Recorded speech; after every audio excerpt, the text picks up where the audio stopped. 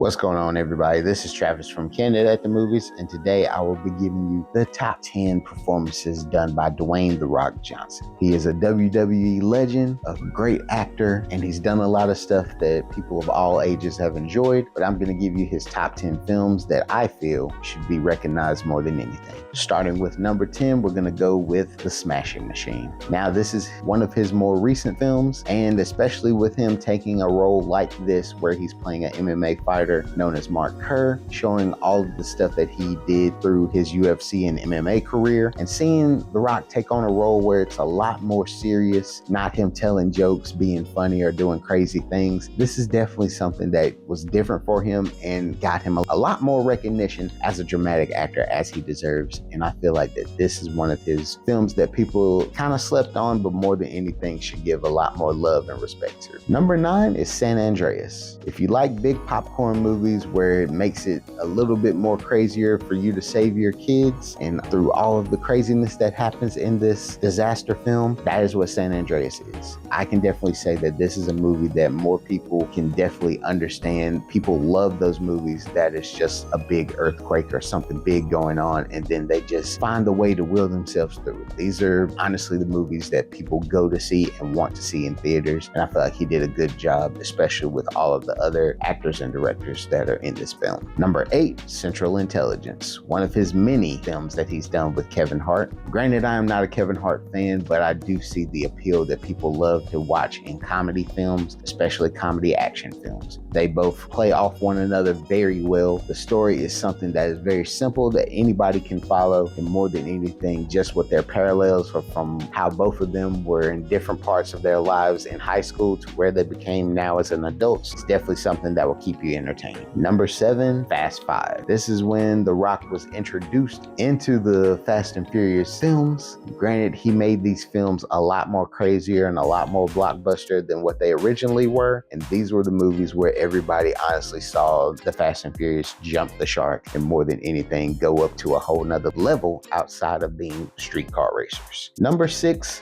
The Rundown. The Rundown is one of those early films that The Rock was doing briefly when he was leaving WWE and coming back, where he's gotten the action and comedy, especially with him being a bounty hunter and teaming up with Sean William Scott and Rosario Dawson, which made this movie more fun, more accessible, and a good summer blockbuster for when it came out at that time in 2003. Number 5, Jumanji: Welcome to the Jungle. Now, the Jumanji series is something that a lot of people liked back in the day with Robin Williams, but with them going into this new route of it being within a video game, it honestly brought people more into the franchise. Also with Kevin Hart, he had Jack Black and Karen Gillan, who did a great job of being 4 teenagers put into a video game, and it's honestly something fun that a lot of families can watch with their kids, connect with, and have a good time enjoying how crazy this movie actually is. Number 4, Moana. Now, this is a Disney movie that a lot of families have grown to love, and with its upcoming live action remake, they're probably going to fall in love with again. Moana is definitely something that is really fun. It is a movie that kind of came out of nowhere where people had very low expectations, and then it became a classic for everyone that enjoyed it. Dwayne Johnson does a great job as Maui, and he keeps you entertained and even has singing parts that people still sing "You're Welcome" to. Number 3, Fast and Furious presents Hobbs and Shaw. Hobbs and Shaw is a spinoff to the Fast and Furious series. Do we know if we're going to get any more spinoffs to Fast and Furious? I don't know, but I can definitely say with him and Jason Statham together, they actually put together a fun combination. Is the story kind of out there with Idris Elba being Black Superman as he puts into the movie? Yes. But for people that just wanted something else as a spinoff to Fast and Furious, it keeps you in that world, it keeps you entertained, and it's definitely something that you wouldn't expect, especially with the big action pieces that they do within the movie. Number 2, Pain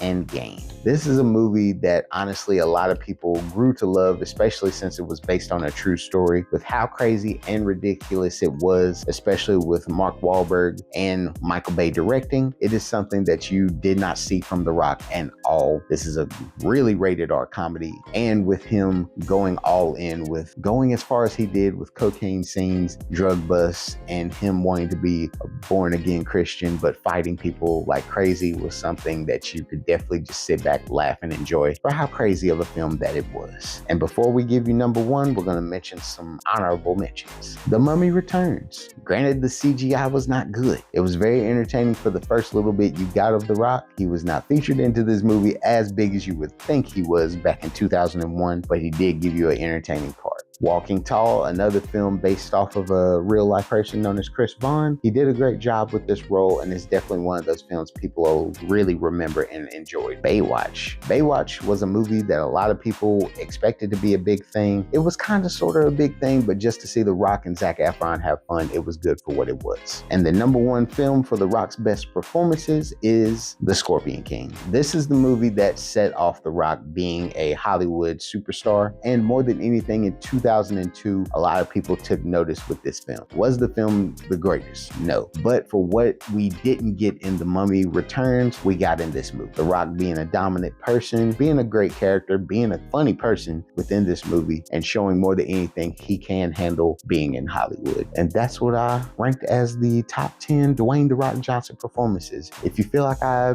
put the bad movies in this order, comment below, let me know what you think. But hey, this is Travis from Candid at the Movies. Leave us a like, leave us a comment, subscribe if you haven't already, and we'll catch y'all later. Peace.